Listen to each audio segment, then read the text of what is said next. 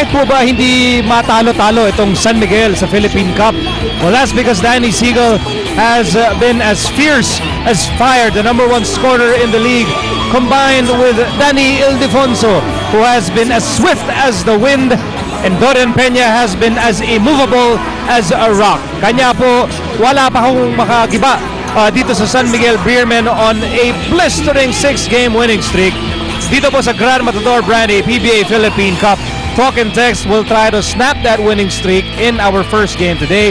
At mamayang gabi maghaharap ang Coca-Cola Tigers at ang Air 21 Express dito po sa loob ng Championship Capital of Philippine Basketball, the Araneta Coliseum. Magandang hapon po sa kanilang lahat.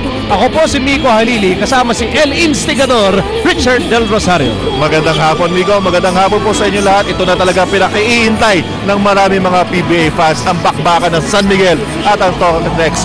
Two of the hottest teams na itong San Miguel on a 6-game winning streak. Ang Talk and Text naman on a 3-game winning streak as we take a look at the team standings. San Miguel nangunguna pa rin yan with 8 wins and 2 losses. Talk and Text in the middle of the pack with 5 wins and 4 losses. At ito na nga, medyo gumaganda na ang takbo nitong Talk and Text. Sabi nila, naka-adjust na raw sa defensive system or philosophy na pinaiiral ni Coach Derek Pumaren. You know, bagamat ang San Miguel is proudly sitting on top of the team standings, these two teams are red hot. Parehong may win streak. Mas mahaba lang nga yung sa San Miguel Beermen. Kaya ang tanong dito, sino ba ang mas mainit ngayong tag-init? Yung team na may 6-game winning streak o yung team na may 3-game winning streak? Well, yan na nga malalaman natin ngayon dahil isa sa mga teams na yan, mapuputol na ang kanilang winning streak after this afternoon's ball game. Kaya siguradong matinding bakbakan itong matutungayan natin ngayon. Now, the Foam Pals are looking for payback dahil nang huling nagkita ang dalawang koponan. Nanaig po ang San Miguel Beermen. Yeah, you can see the numbers in that first meeting. Very close talaga yan. Nagkatalo lang yan pagdating sa turnovers. 3 more turnovers for San Miguel. Kaya nga lang, itong Talk and Text took better advantage of the turnovers committed by San Miguel. Yan, makikita natin San Miguel with 19 points off turnovers and Talk and Text 10 points off turnovers lamang. So in a close ball game such as that, decided by 4 points, yun ang naging diferensya. Now, there are probably a million reasons why you should tune into this ball game. We are going to give you 4 important reasons. 4 players who scored 20-plus points in the last assignments for these two teams. Willie Thriller Miller, the former PBA MVP, has been in the zone para dito sa Talk and Text, coming off a 21-point ball game. What about rookie Mac Cardona? Captain Hook finally getting the minutes, getting the breaks, and he is proving his coach correct by giving him the opportunity. For the San Miguel Beermen, Danny Siegel playing his best brand of basketball in a long, long while. Playing excellent basketball on offense and on defense. He has been unstoppable, along with sweet shooting Donaldo Donton Ontiveros. And that's why the San Miguel juggernaut has been on a roll here in the Philippine Cup. Yeah, makikita natin yung numbers between Mac Cardona and Willie Miller. Mac Cardona now a starter dito for Talk and Text. Not because he's really better than Willie Miller, pero because si Coach Derek wants siguro to set the tone defensively. Alam natin, makulit dumipensa ito si Mac Cardona. Although si Willie Miller is coming off the bench, he's still playing more minutes, averaging 30 minutes a ball game, 33 minutes a ball game rather. Pero yung point production nila, very equal, 14 points per game. Itong dalawang players ito. On the other hand, sa San Miguel Beer, Danny Siegel's leading all scorers dito sa ating conference so far. Donton Ontiveros was the best player in that first meeting, scoring 24 points of 6 of 10 3-point field goal shooting. Nakasama rin natin sa ating ABC coverage team, a man who made a name for himself for being an unsung hero dito sa PBA, and he's going to talk about the unsung heroes of Talk and Text. Let's go to Eric Reyes. Well, thank you, Miko. Huwag mong kakalimutan, unsung hero din yung katabi mo dyan. Magaling din yan. Nanggagaling yan sa bench. Well, ang pinag-uusapan nga natin dito is people coming off the bench. Itong si Don Belbelano, itong si John Ferios, and ang dami talaga magagaling na naglalaro coming off the bench. That's why na it's very important. Makikita mo talaga yung production niya, lalong-lalo na si Mac Cardona, ang ganda na nilalaro because of the comfort level that they've been having with Coach Derek Pumaren's system. Donald Bilano, 3 weeks prior to the conference, talagang 16 points na itong ginagawa niya. That was his first game. Samantalang yung Cardona and Farios, they've been used to the Pumaren system already. That's why they've been very confident and they've been very comfortable. Alam na alam nila, pag sumabit ang mga starters, kailangan talaga na pag pinasok sila, handang-handa sila magpakita. Back to you, Nico.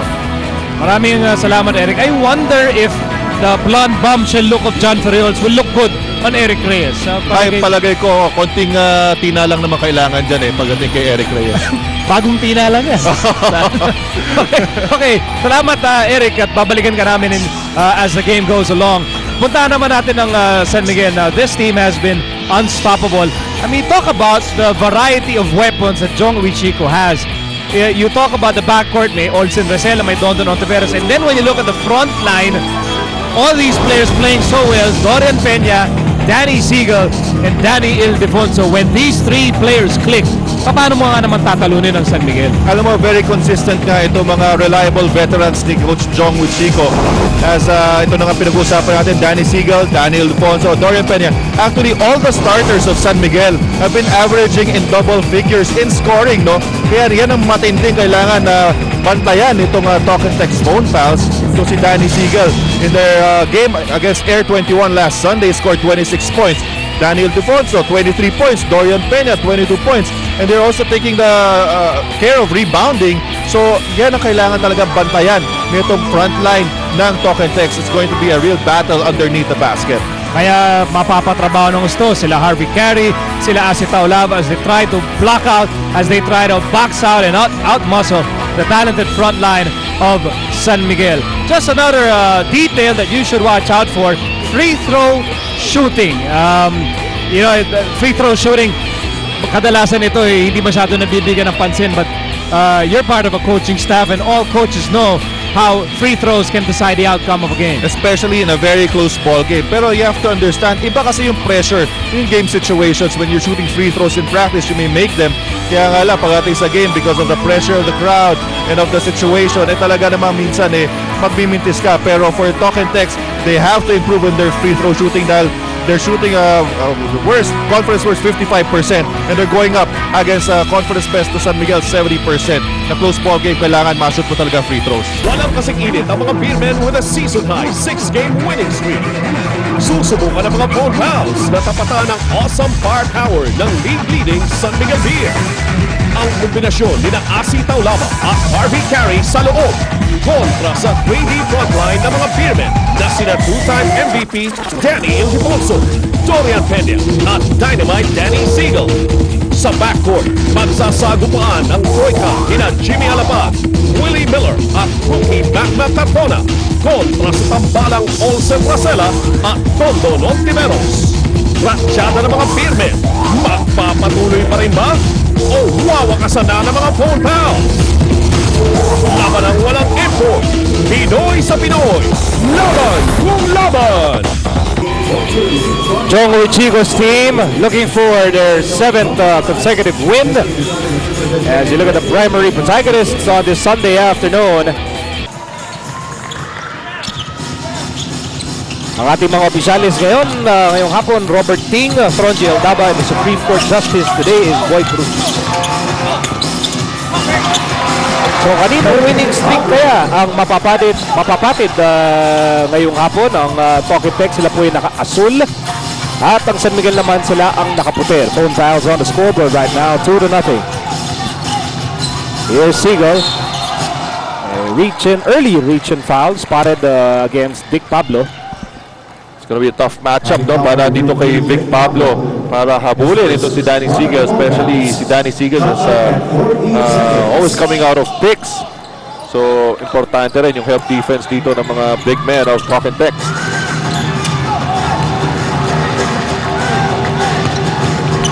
Wala pa pong puntos ngayong hapon ng San Miguel Beermen. The Mighty Mouse invading the shaded lane. No goal for Taulaban. Pippin by Cardona, no goal.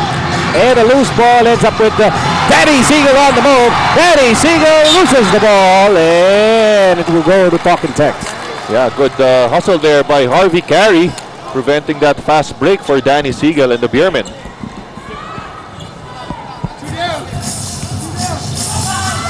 So a minute having gone by here in the opening period. San Miguel on top of the team standings with 8 wins and 2 losses. Itong Toketex sumahabol with 5 wins and 4 defeats. Peña with the rebound.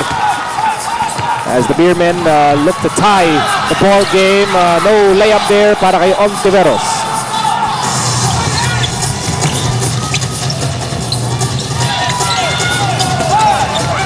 Taulava, double team, and the basket. No. Offensive foul. Oo, tinawag dito. Kaya si Taulava, and he didn't like that call. Tingnan natin nangyari dito against Dorian Peña. Backing him down. Ayun, yung pagpilit niya, referees caught him using his elbow to get some space against Dorian Peña.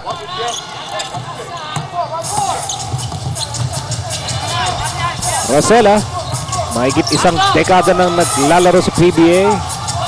They're the best quarterback for the Beermen. A move! Unstoppable along the baseline. Dondon Ontiveros. A surprise slam dunk coming from Dondon Ontiveros. And that really pumped up his teammates. No? Pati yung mga nasa bench, napatayo. Comes as no surprise, however, para dun sa mga fans ni Dondon sa Cebu. Kung saan siya sumikat. In the meantime, a whistle is blown. Okay, Gid. Oh, at siguro si Mac Cardona was prepared in closing out, extending out to kay Dondon Ontiveros. Dondon Ontiveros did the right thing, giving Mac Cardona a different look, driving strong to the basket.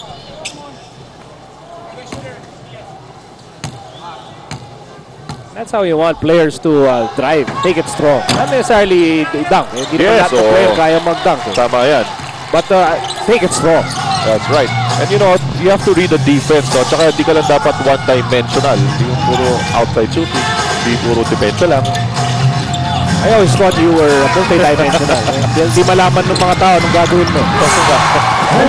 Mahirap kasi ako scout. Especially your coaches. Here's Taulava. Balancing act there along the baseline. Taulava inside. Pinasa kay Cardona. Cardona has the basketball with 12 on the shot clock. Pocket Tex down by 2 here in the opening quarter. Taulava against Peña. And the ball ends up with Pablo. Yes, sir. TM3. Atin sa inyo ng bagong TM. Power to the people. Good recognition there by si Taulava. Nakita niya, nagko-collapse yung defense nitong San Miguel Beermen. So good kick-out pass to the wide-open Vic Pablo. Turn around. Sweet move. Former PBA MVP, Danny I. Talagang bumalik na rin yung gilas ng laro nitong si Danny Ildefonso, playing inspired basketball this conference.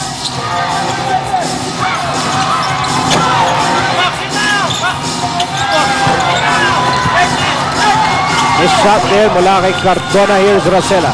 Rosella nakatin kay Danny Siegel. Siegel spins. He's in trouble. Pinasa mo na kay Ildefonso. Biglang pinasok sa loob kay Peña. He has nowhere to go. Ontiveros fishing for a foul against the rookie Cardona. Yun na nga, one good fake by Dondon Ontiveros. Caught Mac Cardona jumping in the air. At yun, sumabit itong Mac Cardona. Eto na naman, wala mapuntahan si Dorian Peña. There goes Dondon Ontiveros with a good fake. And wala na magagawa doon si Mac Cardona but to commit that foul against Dondon Ontiveros. Kung hindi po naging basketball player itong si Dondon, malamang daw magiging electrical engineer siya. Papa? Sigurado? Pero of course, pinalad itong si Dondon, making a name for himself sa Cebu as a demigod of basketball. Talagang kulang na lang sumampalataya sa kanya yung mga bata dun sa Cebu, watching him play for the University of Cebu. In the meantime, here's Alapag, and there's Ontiveros tapping the ball away, and the steal is completed by Danny Siegel. Siegel against Alapag, no contest. Yeah, pero you know, I give credit to Dondon Ontiveros. Alam mo, that's one facet of his game that has really been underrated. No? Yung depensa nitong si Dondon Ontiveros. Good anticipation of the pass. Breaking up the offense of Talk and Text. At ito na, yung mismatch of si Samo, Danny Siegel against Jimmy Alapag. So dahil dun sa defensive effort ni Dondon, Danny Siegel is on the line. Si Alapag po tinawagan ng foul, his first personal. May 3 team fouls na laban sa Talk and Text. And Beermen off to an 11-5 start here in the opening quarter. Well, in this conference, without a shadow of a doubt, Danny Siegel has been lean and has been mean. Very well said. Tsaka ano nga, ito si Danny Siegel not only scoring now, but rebounding very well for his team. Actually, marami pa nga siyang rebounds sa average compared kay Daniel Defotos, averaging 9.5 rebounds a game. In the meantime, Vic Pablo connected on his second TM3. Sa sa inyo ng bagong TM, power to the people. Nag-mitis doon si Ontiveros. 3-point ball game in favor of San Miguel. High pass issued by Alapag. He had a good idea though. Masyado lang marami talagang nakaharap. Tsaka made a mistake of jumping in the air at kaya wala na siya mapuntahan doon when Harvey Carey was covered. The Beermen have been playing so well. Lahat ng San Miguel Bears na nakikita nyo sa court ngayon, maglalaro sa All-Star Game sa Cagayan de Oro. At Alapag scoots it for two. Alapag also will be seeing action in Cagayan de Oro along with Asi Taulava as they will lead the South team against the North All-Stars. Susunod na linggo po yan. Cagayan de Oro in Misamis Oriental. Peña muscles inside. That's a great matchup right there. Dorian Peña and Asi Taulava, two white bodies going at each other. What about Vic Pablo off to a hot start here in the ball game? So we've been talking about the veterans of San Miguel Beer, pero itong si Vic Pablo, one of the veterans here in the Talk and Text lineup, going up strong, getting a foul plus the basket.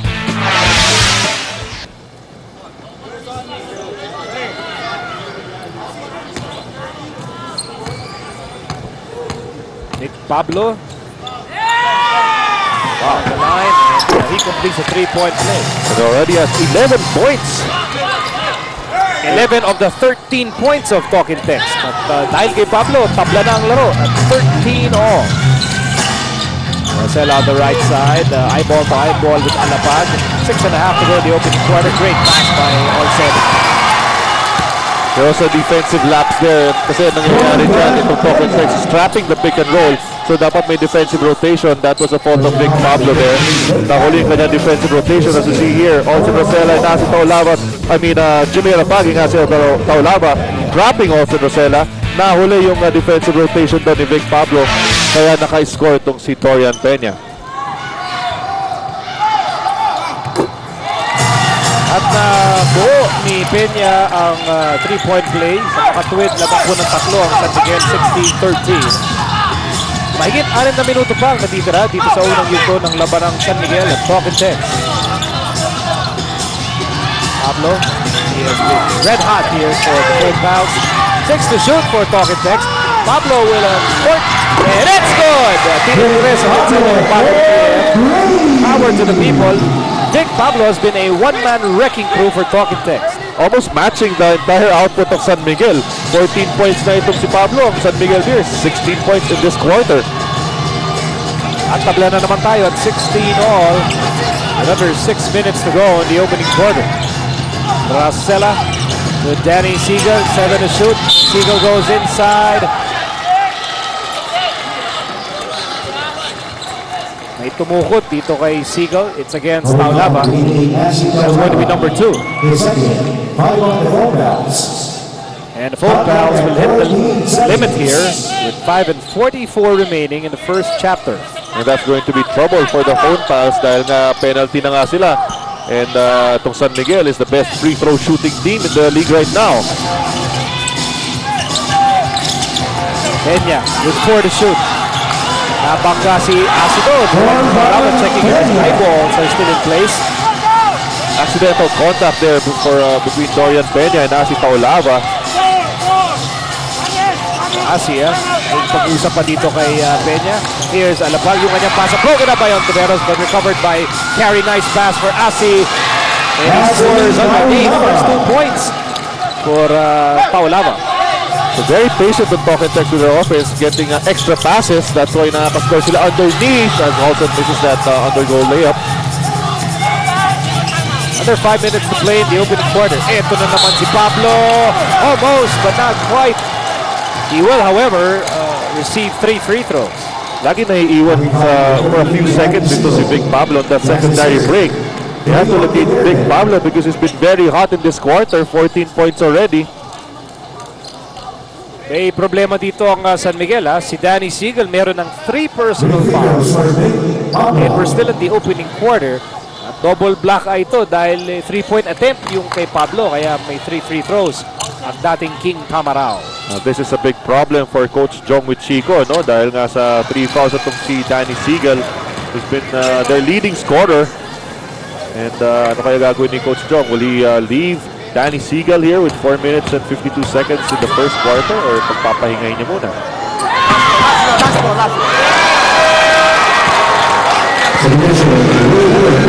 So far, this trip to the line has been unproductive para kay Pablo as Thriller Miller goes in place of Cardona. Tactical strategy or tactical substitution. Miller coming off the bench. 0 out of 3. And that trip to the, we were discussing free throws at the start of this ballgame. Yun na nga kasi itong talk and text, the worst in free throw shooting, 65%. Kahit nagmintis ng tatlong magkasunod ng free throws si Vic Pablo, he is still red hot today.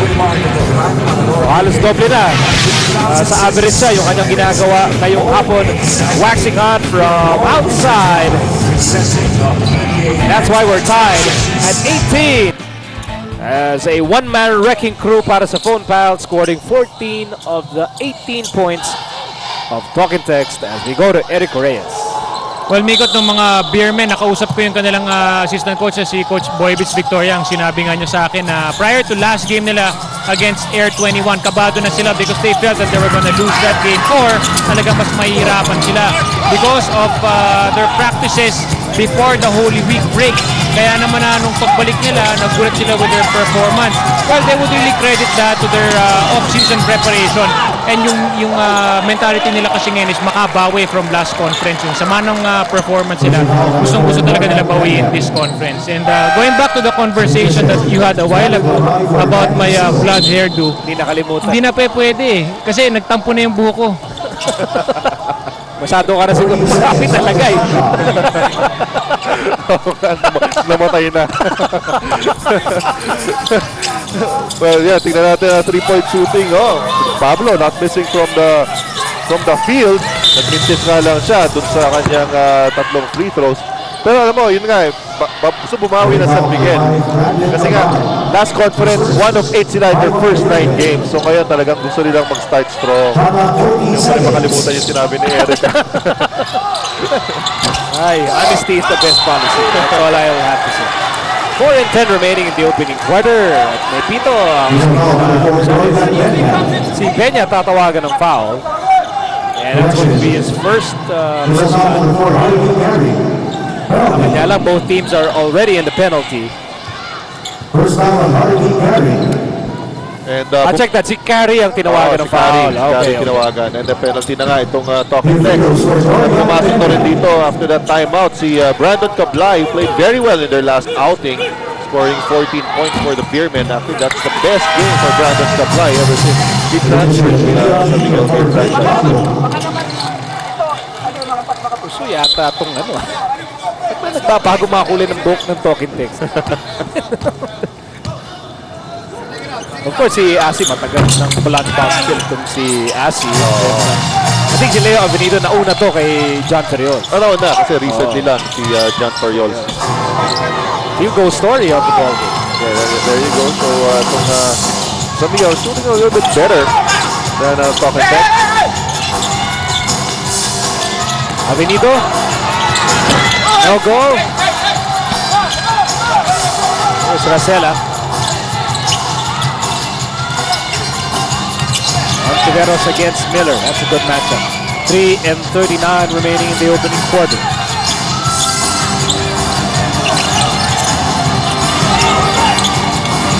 I haven't heard much from Danny I in this ball game. Yes, only 2 points so far for Danny Ildefonso. In the meantime, a loose ball foul was spotted on Dorian Peña, his second personal. At kanina pa nga nasa penalty ang dalawang kupunan. And this will work for Token Tech because they can have itong starters ng San Miguel in foul trouble, and it will force Coach Jong Chico to get players coming off the bench dahil nga sinabi natin kanina, itong starters ng San Miguel has been really doing the damage against their opponents, scoring in double digits lahat at starting five ng San Miguel. Ito, yung third blonde bombshell ng Token Tech, si John Ferriols is now in the ball game. Chris Calagio is in for San Miguel along with Mix Noble. Mukhang bagay kay Ferriols. Silence is golden. I will let your silence answer that question. Switch is on. Beauty is in the eye of the beholder. 3:14 remaining in the opening quarter. Peña, pinaligiran outside on Tiveros. Yes, sir! TM3 sa pinsan niya ng bagong TM. Power to the people, and that will expand San Miguel's lead to 5 points. The first part of this ball game, kita mo, matake na matake sa loob ito San Miguel. And Dondon Aguero has been very patient in waiting for his opportunity from the outside. That's may naman tira siya. Ito, nakabawi ito si John Ferriols, who's coming also a good ball game against Santa Lucia. Under 3 minutes to go in the opening quarter. Supply. This is the jumper. Here's Miller. Miller on the move. He's going to step on the gas and step on the brakes. Outside Alapag. 16 to shoot para sa Token Tech. They're down by 3 points. 23-20. Alapag. Over to Avenito. No.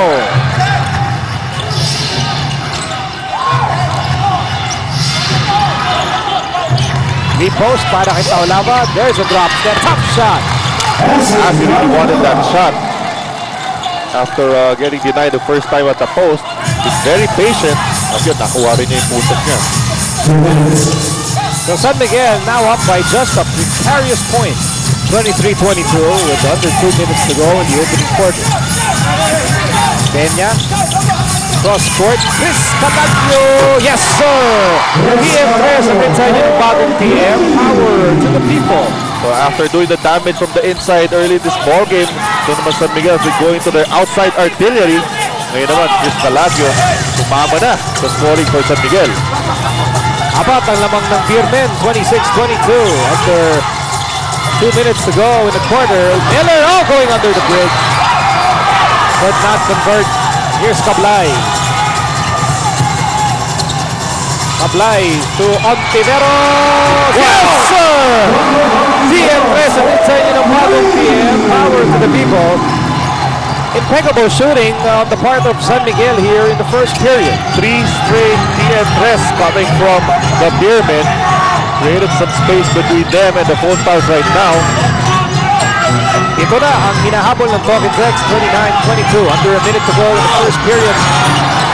Wow, shot coming from Jimmy Alapag. Brandon Cablay was all over him, pero still managed to finish that layup. Here's Cablay. Oh boy! It is blistering inside the big dome. 4 straight 3-point shots coming from the Beermen. Talagang kailangan mag-extend out na itong defenders ng Token Tech. As dahil nga nawala yung isang scoring threat. Actually, dalawang inside presence ng San Miguel na si Danny Siegel at si Daniel Defonso. Now that they brought in the shooters have started to click. Peña will sit down and Daniel Defonso is fielded back in the game. Marian Peña, second leading rebounder in the PBA. Number 1 rebounder ngayon, si Asi Taulava. On the line is Jimmy Alapag. And Alapag makes it a 6-point ball game in favor of San Miguel, 32-26. Dahan-dahan ang nauubos ang oras dito sa opening quarter. Ayaw na ngayon iwanan ni Avenito si Calagio. Here's Calagio. He fakes, he fires. And he was caught dancing with the wrong pair of shoes. Ayan, ganda na yung fake ni Chris Calagio that time. Natawagan lang ng traveling. Ito, Token Tech with a chance for to take the last shot in this quarter. The Don Belano in the ballgame for the first time dito sa mga natitirang bahagi ng opening quarter. Belano coming in for Alapag. 19 seconds to go before the end of the opening period. Anim ang inaabol ng Talking Tex. 8 to shoot for the 4 fouls, going for the last basket of the opening quarter. Fall away by Miller, no go. Tapik ni Ontiveros, nakuha ni Cablay. 1 second to shoot at hindi aabot yung tira ni Cablay. Pinakita po ng San Miguel dito sa opening quarter kung bakit sila nangunguna dito sa Philippine Cup. They have the firepower to blow away opponents. And Bondon Ontiveros waxing hot inside the Big Dome.